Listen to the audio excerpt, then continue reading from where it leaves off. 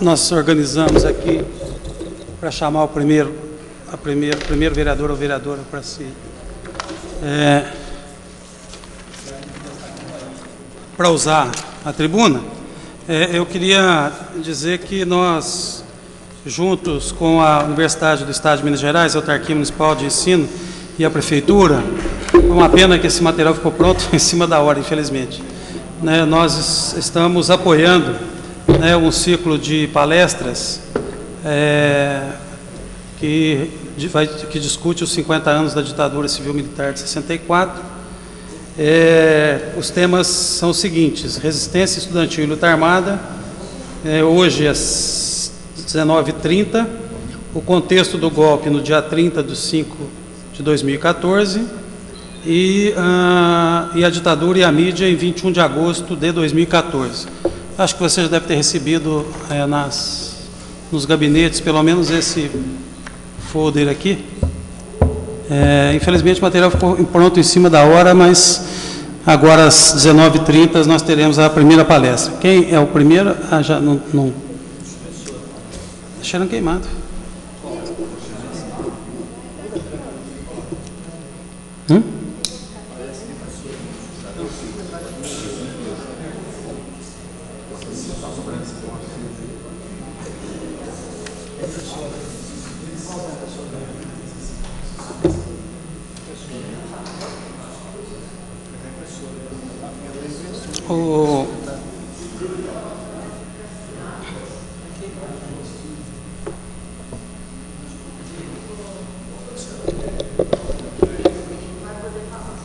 O Jonei tem formação de bombeiro aqui, qualquer coisa a gente chama o Jonei aqui. Com a palavra, o vereador Antônio Carlos Pereira.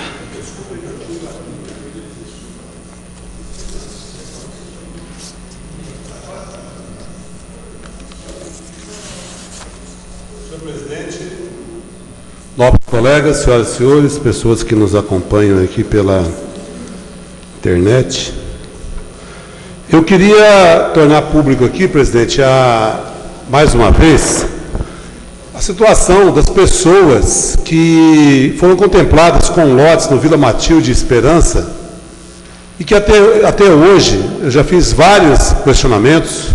O vereador Paulo Eustáquio também tem recebido muitas reclamações, outros colegas, como o vereador Valdir. E hoje duas senhoras vieram aqui, uma delas já vem mantendo contato comigo algumas vezes, telefone, pessoalmente, dizendo que o Poder Executivo tinha enviado para a Câmara um projeto e que a Câmara estava segurando, enrolando, e isso vem acontecendo. Então eu quero deixar de público aqui a minha manifestação, lamentar, que isso tenha ocorrido, porque, muito pelo contrário, nós temos o nosso posicionamento aqui, mas, com relação a processados, a gente tem procurado não travar nada, muito pelo contrário, é sempre rápido, célere, várias oportunidades, isso ficou patente. Então a gente lamenta, espero que acabe com essa novela e não coloque a culpa dos vereadores, nem de oposição, nem de situação, isso é lamentável. Como é lamentável aquele imóvel famoso que está agora ocupado pela Secretaria de Administração, um departamento de suprimentos, desde o dia 16 de março, ele foi alugado no meio do ano passado, vereador Tiago Cavelanha. De aluguel, até a resposta está aqui, R$ 38.500. De melhorias e adequações, vereadora Regina, R$ 69.104. Outras instalações, R$ 14.996. Até agora, esse aluguel, com as melhorias e tudo mais, custou aos cofres públicos R$ 122.600. Então a Prefeitura vem gastando, eu lamento ter que afirmar isso aqui, a senhora secretária de Administração, em certos momentos, realmente, olha, 69 mil de obras, tem o nome da empresa aí, tudo que foi contratado, certamente mediante um processo licitatório. O imóvel não é tão grande assim. Se os colegas não se lembram, é ali onde, no passado, em 1900, funcionou a pizzaria Mucciarone. Né? Entrava duas entradas, uma pela Francisco Salles e outra pela Rua Mato Grosso. Mas eu queria também mostrar aqui, já fiz um pedido de informações em reuniões anteriores, a situação preocupante, gravíssima, de despejo de esgoto a céu aberto no bairro São Bento. Nós temos um vídeo aí enviado por um morador, que a gente vai exibir. Olha só, é a parte baixa do bairro São Bento, que os nobres colegas estão vendo. Ali é uma área verde, vereador Lical, passa um córrego, a degradação do meio ambiente é impressionante. Eu nunca tinha visto isso aqui em Poços de Caldas, confesso, se algum outro colega já presenciou algo semelhante. Isso aí é um vídeo feito por um morador. E, segundo consta, o DEMAI está sem recursos para fazer uma intervenção e tudo mais. Eu faço um apelo aqui, né, que o DEMAI consiga resolver essa questão aí, senhor presidente. Passa um córrego ali, os moradores têm que ficar à noite. Essa hora lá está todo mundo de porta e janela fechada. É complicado até para receber uma visita em casa, porque é constrangedor, mau cheiro insuportável. E ali, ó, o esgoto está misturando com a vegetação, com o terreno. Esse é o retrato do Jardim São Bento, e acaba poluindo também um pouco mais à frente, Jardim Kennedy e tudo mais. Então, certamente isso aí é provocado pela construção de casas no Esperança 3, no Santa Teresa, e o próprio São Bento também, que cresceu muito. Agora, não dá para assistir isso aqui calado, né? No meu modo de entender, isso aí é estarrecedor. São imagens da semana passada. E eu deixo aqui um apelo para que o DMA compareça ao local, o DEMAI, e resolver essa situação. Eu acho que a gente não pode, né, concordar com agressão ao meio ambiente, conforme nós estamos vendo aqui. O vídeo continua aí, vai mostrando a área verde, o córrego e tudo mais. Eu estive pessoalmente no local e constatei lá, né, que os moradores têm toda a razão de reclamar. É crime ambiental, na minha modesta visão. Então, a gente espera que o DEMAI, né, possa olhar com carinho, né? Olha só o córrego que passa lá. Eu estive lá, está totalmente poluído. Está aí, ó. Isso é Poços de Caldas, 2014. Nós voltamos ao ponto de partida. E está lá, ó, o esgoto a céu aberto, numa cena que eu espero não ter que continuar mostrando isso aqui. Eu vou ficar, né, esperando, como a população também, que o DEMAI possa olhar lá para essa situação gravíssima e dê, né, uma solução em prol da comunidade do bairro São Bento. Isso aí é um caso que já deveria o DEMAI ter ido lá. Vai lá de vez em quando, faz uma limpeza, tal, e fica por isso mesmo. Então eu trago aí essa denúncia. As imagens, no meu modo de entender, são chocantes. Não estou querendo fazer sensacionalismo, mas apenas pedindo aqui a atenção por parte do Departamento Municipal de Água e Esgoto. A população já não aguenta mais. Muito obrigado.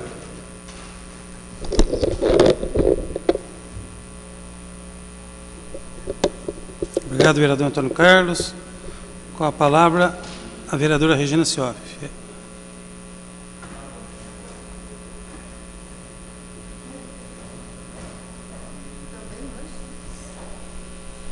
Senhor presidente, caros colegas, vereadora hoje não está aqui, presentes, quem nos acompanha pela internet. Chocante, Antônio Carlos. Chocante. O que me traz hoje aqui à tribuna vou falar novamente um pouco sobre saúde. Eu estive analisando uma pesquisa que foi feita e eu fiquei bastante assustada. Vereador Rogério, sem nós confrontarmos com as mazelas históricas que assolam a saúde no país,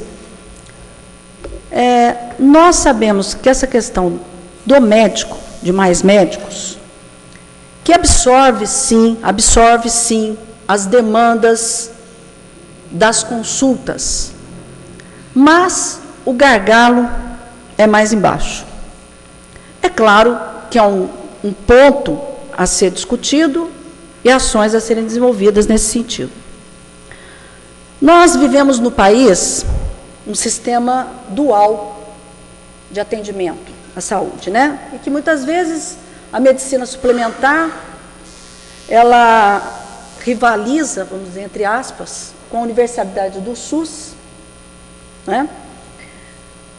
Mas, muitas vezes, a gente está numa fronteira da ineficiência.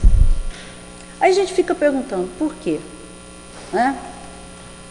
O SUS tem algumas questões paradoxais. O SUS atende 73% da população brasileira, né?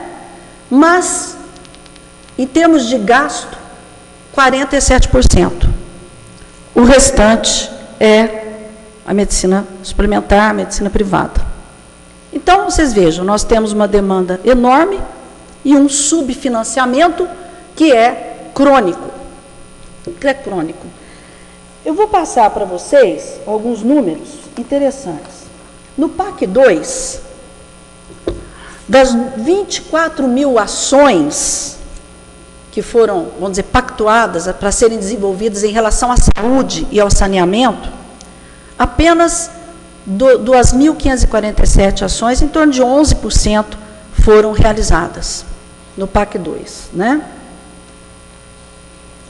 Em relação a recurso, dos 47,3 bilhões pactuados para utilização em saúde, foi utilizado apenas 8%. Né? 8%.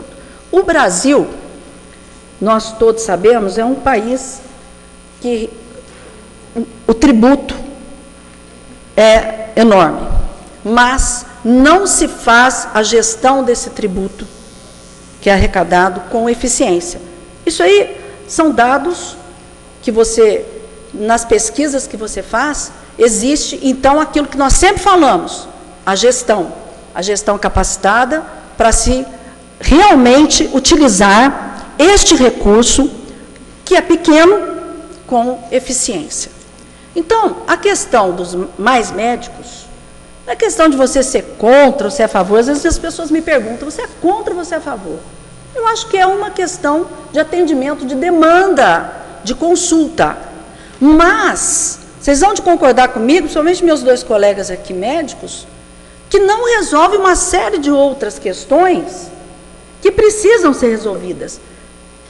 Que é uma guerra a céu aberto em que as vítimas são os profissionais médicos e outros profissionais envolvidos. Muitas vezes, o Zé Maria teve a oportunidade aqui de falar na tribuna, às vezes as agressões que você sofreu, inclusive você, lá no atendimento no Margarita Moraes, e os próprios pacientes que estão aí aguardando em filas, né? Teve, de 2010 para cá, 13 mil leitos desativados no país, atingindo principalmente a área da psiquiatria, da pediatria, né? Da ginecologia e obstetrícia, por exemplo. E aí esse recurso que não foi gasto, eu achei assim interessante, esse recurso, ele poderia, olha, eu vou passar para vocês, porque eu lendo essa pesquisa, nós poderíamos ter adquirido 386 mil ambulâncias, 69 para cada município brasileiro, construir 237 mil unidades básicas de saúde, de porte 1, né? Em média 43 por cidade. Edificar 34 mil unidades de pronto atendimento, UPA, de porte 1, em média 6 por cidade. Leitos hospitalares, né?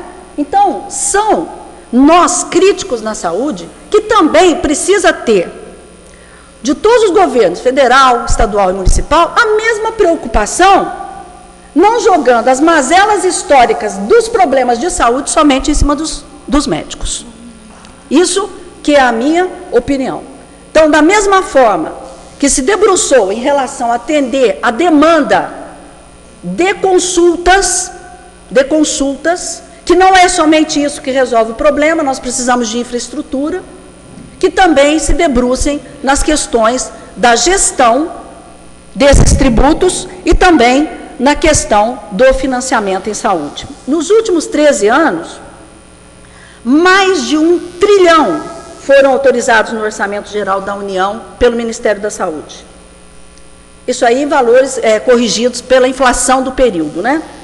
Deste montante, 894 bilhões foram efetivamente aplicados e 111 bilhões deixaram de ser gastos, né? Em outras palavras, a cada R$10, 6 foram gastos, 4 não foram gastos. Então, eu estou fazendo essas colocações aqui porque este é o meu pensamento em relação quando se pergunta, estou deixando aqui público nas tribunas, pergunta, mais médicos, mais médicos. Não sou contra, mas eu acho que o mesmo esforço que está sendo feito no sentido de resolver o problema de demanda, tem que se também fazer o mesmo esforço para infraestruturas, para leitos hospitalares, para capacitação de gestão e também para a questão da atenção do financiamento, tanto federal quanto estadual. Então, eu queria... E nós temos grandes desafios pela frente. Nós temos grandes desafios. Olha, em 20 anos, gente, em 20 anos, nós vamos, segundo o IBGE, nós vamos triplicar a população de idosos com todas as consequências da longevidade. Todas as consequências, as doenças crônicas, os quadros hipertensivos, metabólicos, e isto é muito importante porque, obviamente, que os gastos irão aumentar. Então, nós temos que olhar para esse futuro, porque a longevidade no Brasil, ela chegou muito rápido, e nós não estamos, o país, na minha opinião, não está preparado para absorver, para acolher com dignidade os nossos idosos naquilo que é preciso, né? Eu acho que a questão também de modelo de pagamento de hospitais e uma série de coisas que eu não tenho mais tempo aqui para mim fazer as minhas considerações. Então, é essa reflexão que eu queria deixar aos senhores hoje. Obrigado. Com a palavra o vereador Flávio Faria. Obrigado, vereadora Regina Ciope. Senhor presidente, vereadoras, vereadores, demais presentes, pessoas ligadas aí via internet. Eu continuo na fala da vereadora Regina Ciope em relação à questão da saúde pública.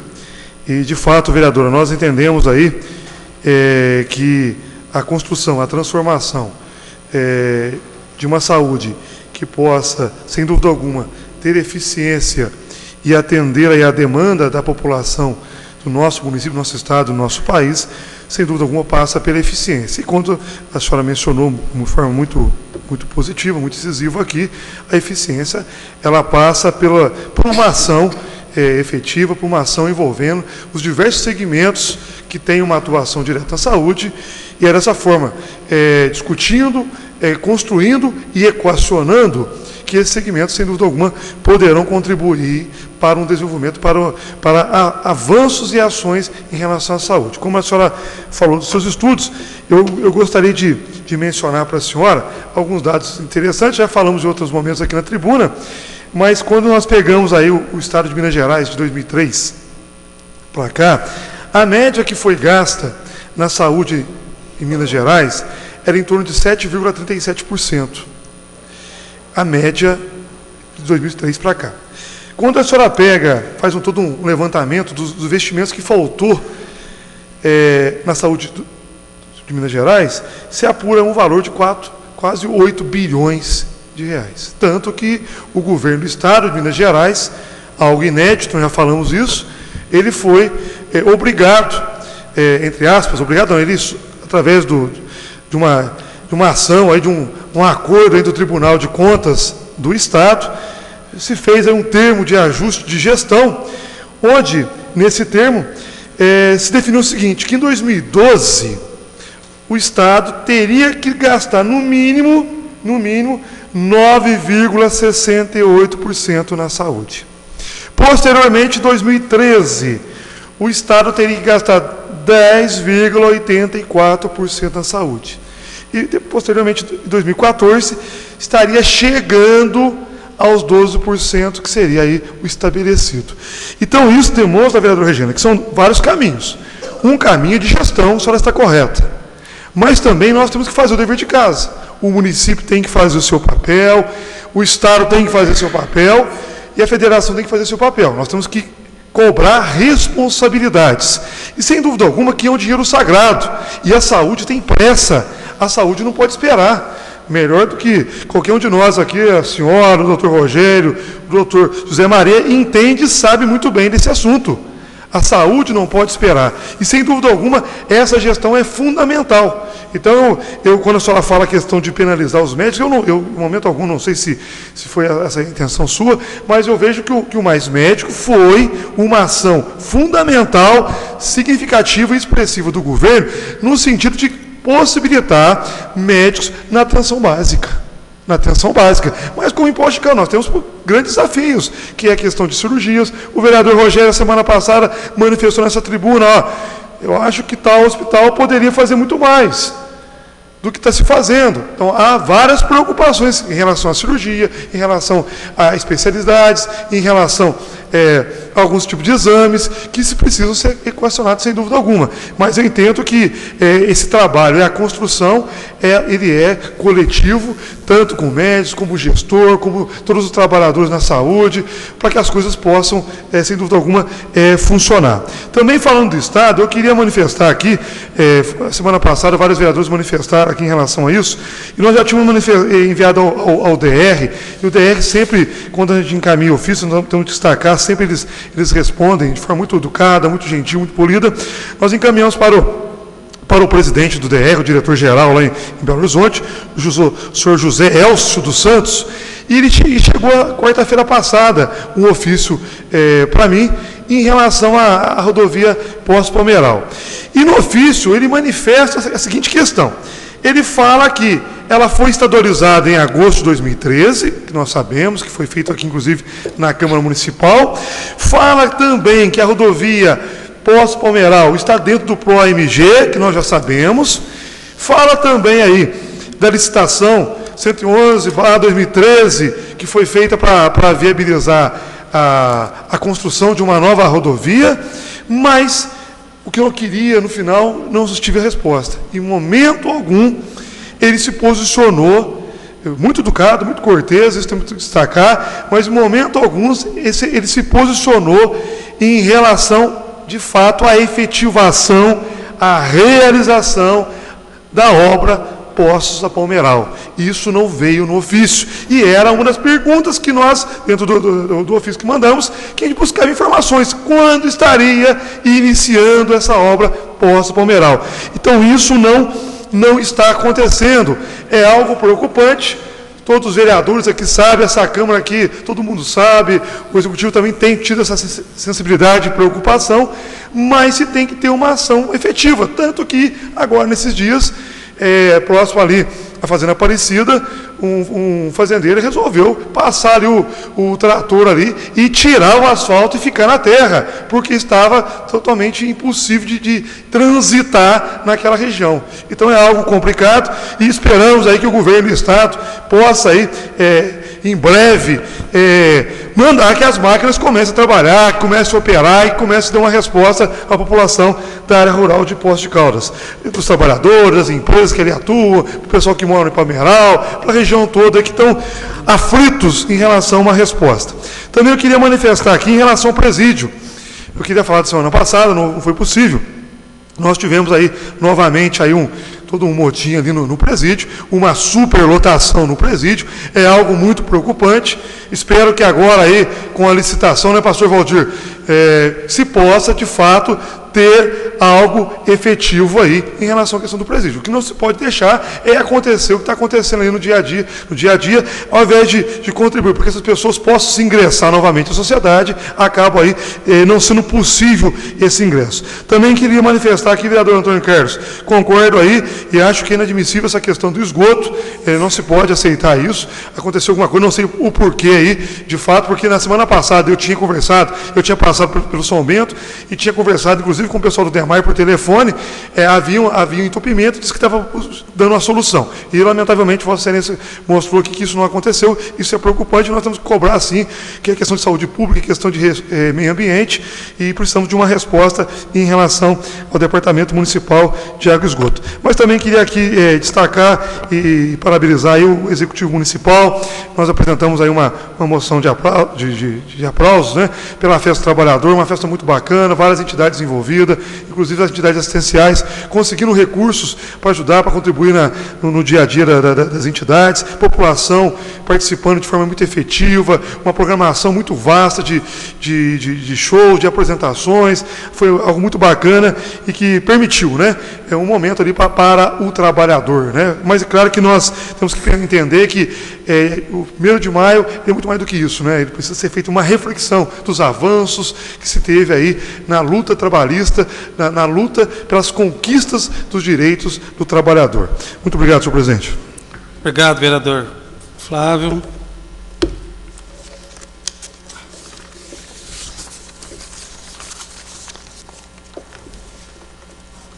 Vereador Paulo Tadeu.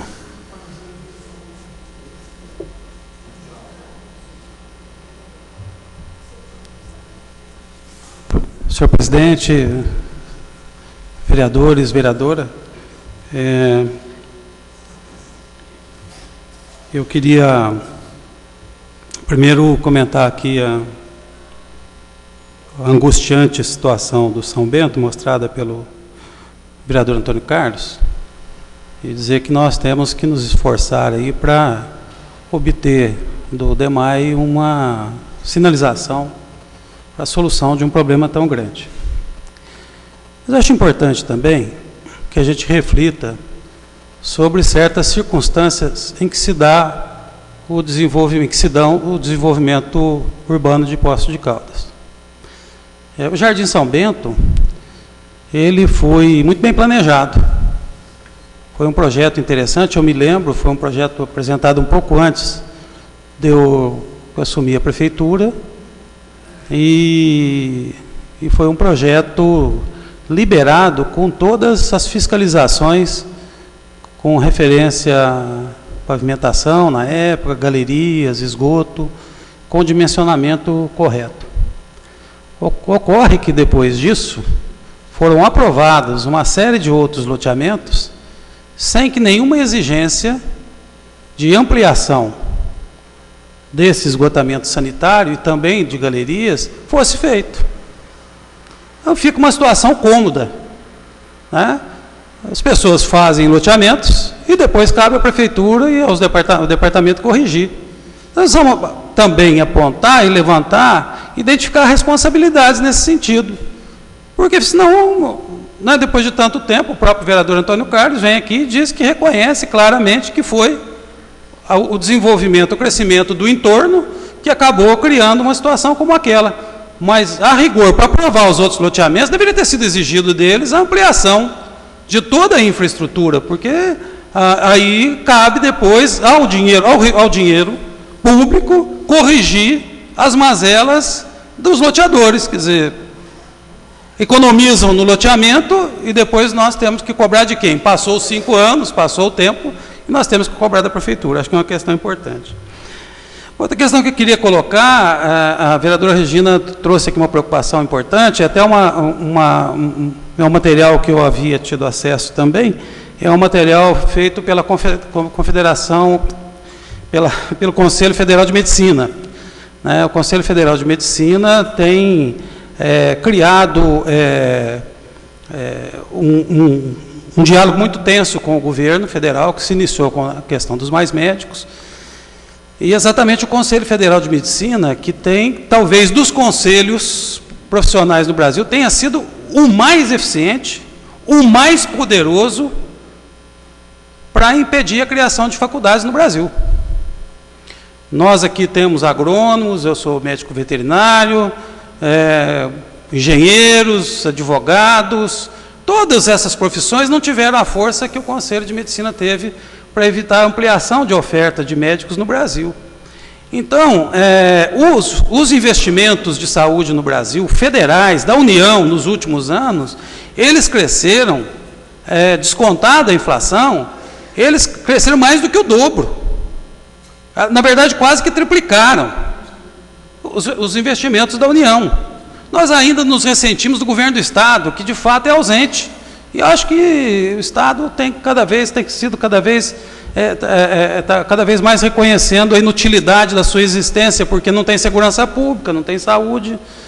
Então, não falo isso do ponto de vista do gestor, não. Eu acho que o Estado acaba sendo um ente quase que fantasma.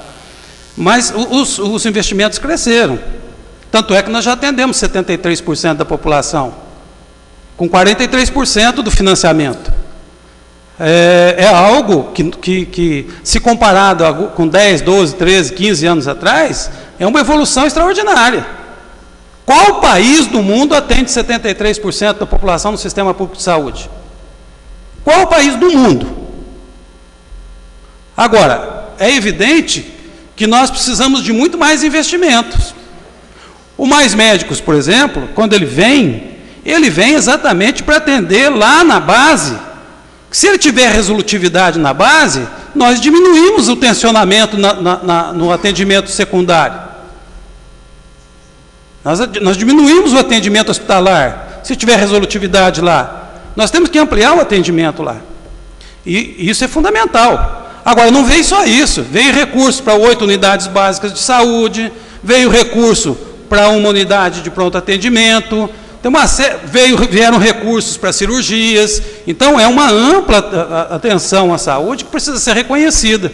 Nós não podemos ficar muito presos a essa lógica de que nós temos que reconhecer que falta muito, mas nós não podemos desconsiderar aquilo que está sendo feito sob pena de voltarmos ao tempo em que a saúde pública no Brasil era só um enunciado, era só uma intenção.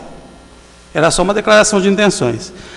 Eu quero finalizar, eu queria ter falado isso na semana passada, mas nós todos aqui abrimos mão de fazer uma intervenção, e eu queria fazer uma pequena referência ao dia 25 de abril. 25 de abril de 1974, nós completamos 40 anos agora, no último dia 25, que foi dos eventos mais extraordinários do século XX, que foi a Revolução dos Cravos em Portugal, que acabou com 40 anos de ditadura salazarista, que pôs fim a uma teimosa insistência de Portugal em manter colônias na África. Logo após a Segunda Guerra, os países europeus entenderam que era preciso eliminar o sistema colonialista direto, o sistema colonialista com domínio político, com domínio institucional, com domínio econômico, e Portugal ainda insistiu nessa política. E foi uma das mais belas revoluções, porque foi uma revolução pacífica, feita com o estamento médio das Forças Armadas Portuguesas, junto com a sociedade, e ficou conhecida como a Revolução dos Cravos, porque o povo saiu às ruas para vestir os canos de fuzis com cravos vermelhos. E acabou com um período dificílimo de repressão, um período dificílimo de perseguição. Muitos presos políticos de 20, 22, 25 anos foram libertados nesse dia 25 de abril. Eu me lembro que ainda era estudante, um pouco antes da Revolução dos Cravos, nós líamos com muita avidez, toda a literatura produzida por militares portugueses. Nós sonhávamos com militares com aquela visão progressista do mundo, entre eles o general Espíndola, que acabou sendo o primeiro dirigente de Portugal na transição da ditadura para a democracia. E uma coisa muito marcante também na Revolução dos Cravos é que o povo de Portugal foi acordado de madrugada pelos sinos das igrejas seculares e por uma música que tinha uma poesia belíssima, que a música era chamada Grândola, Vila Morena, terra da fraternidade, o povo é quem mais ordena dentro de ti, ó cidade. Foi, sem dúvida nenhuma, um dos momentos mais belos da civilização na segunda metade do século XX. Verificação de quórum.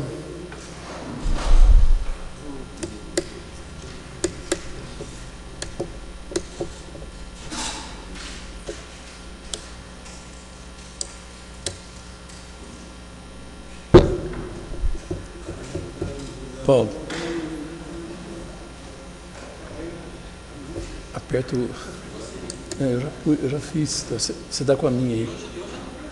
É porque eu que...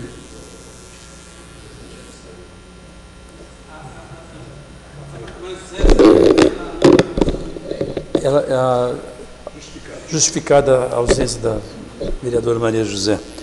Sob a bênção de Deus, declaro encerrados os trabalhos da presente reunião. Solicito a todos de pé que saudemos o pavilhão nacional com a salva de palmas.